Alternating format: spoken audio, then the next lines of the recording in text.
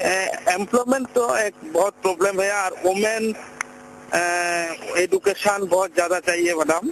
Unemployment में माने actually लोग का बहुत भी काम कम है।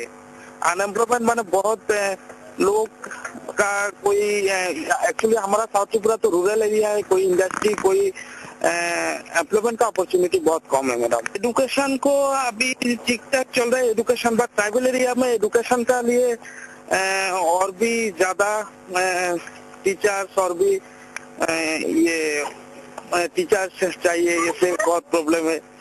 और भी यार सिस्टम का लिए बहुत काम करना पड़ेगा का लिए। वाटर एक्चुअली ट्राइबल एरिया में तो वाटर फैसिलिटी का बहुत कम है। ट्राइबल एरिया का पीपल का लिए वाटर भी बहुत कम है।